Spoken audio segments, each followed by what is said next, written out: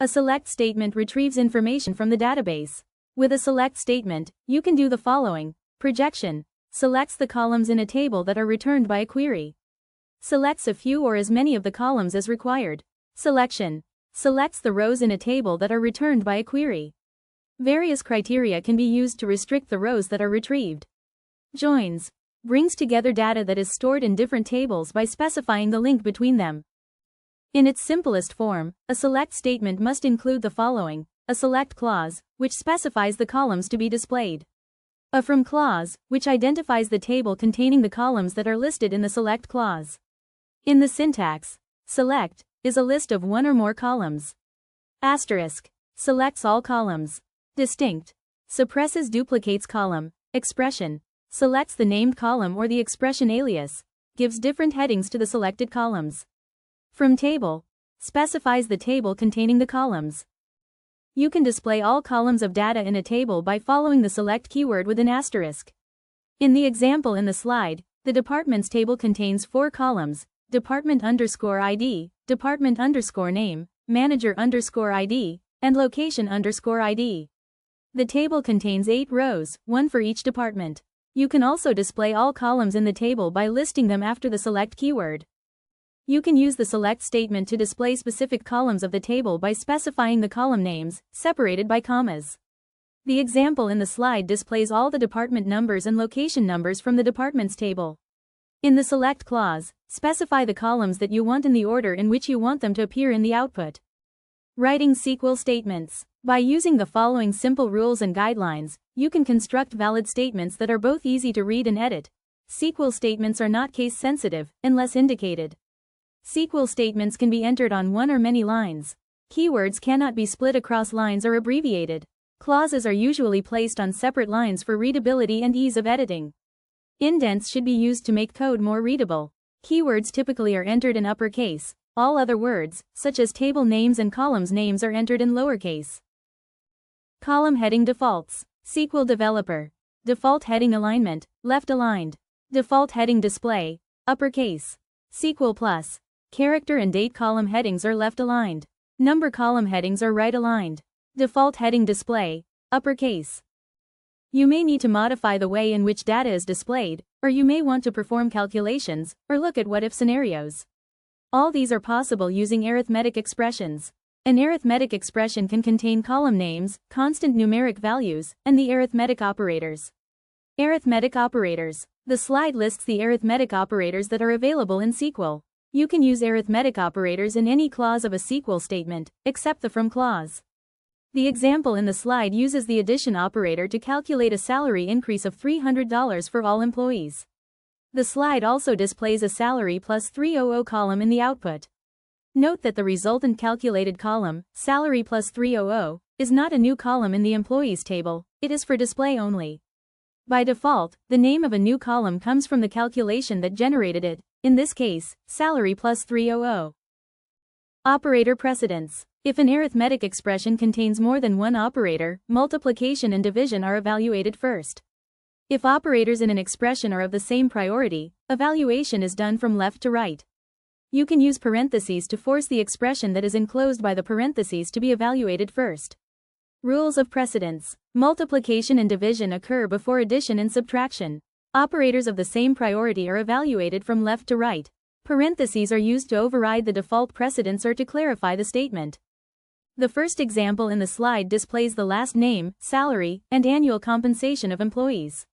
It calculates the annual compensation by multiplying the monthly salary with 12, plus a one-time bonus of $100. If a row lacks a data value for a particular column, that value is said to be null or to contain a null. Null is a value that is unavailable, unassigned, unknown, or inapplicable.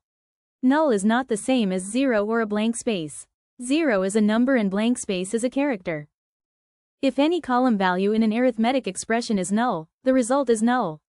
For example, if you attempt to perform division by 0, you get an error. However, if you divide a number by null, the result is a null or unknown.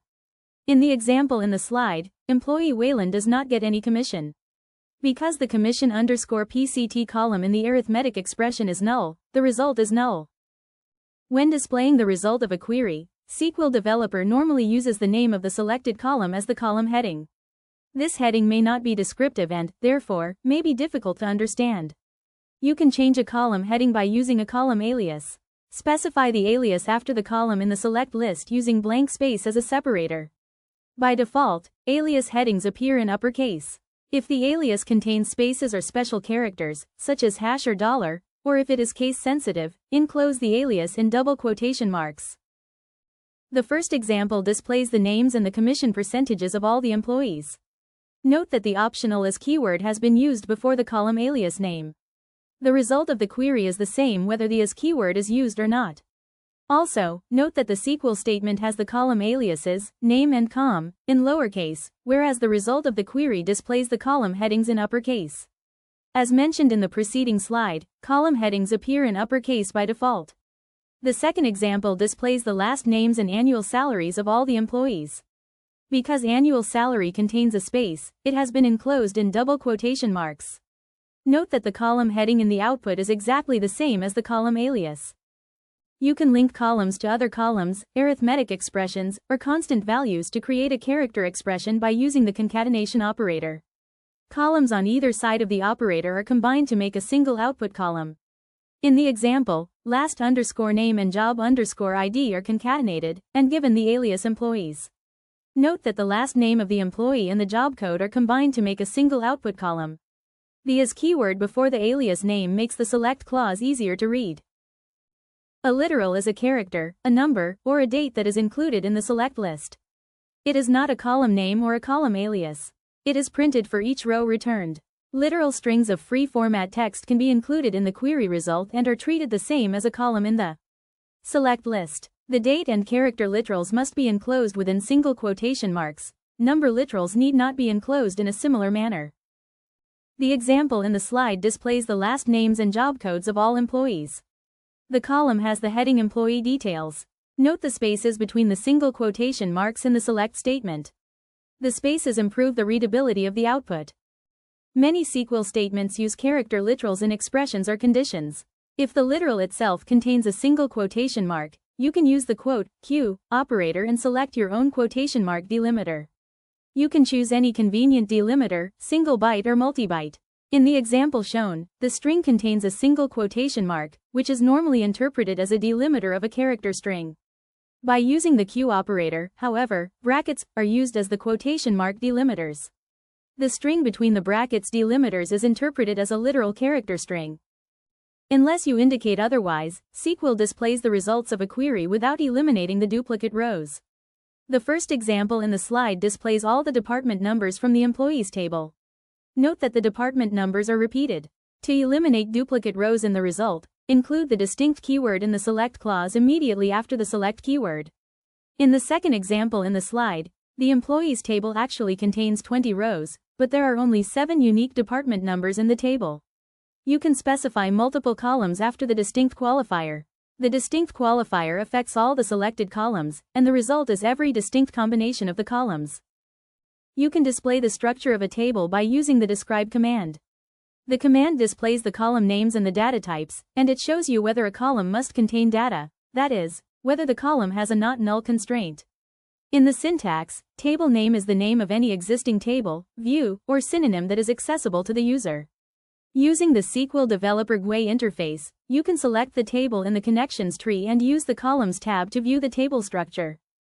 The example in the slide displays information about the structure of the employees table using the describe command. In the resulting display, null indicates that the values for this column may be unknown. Not null indicates that a column must contain data. Type displays the data type for a column.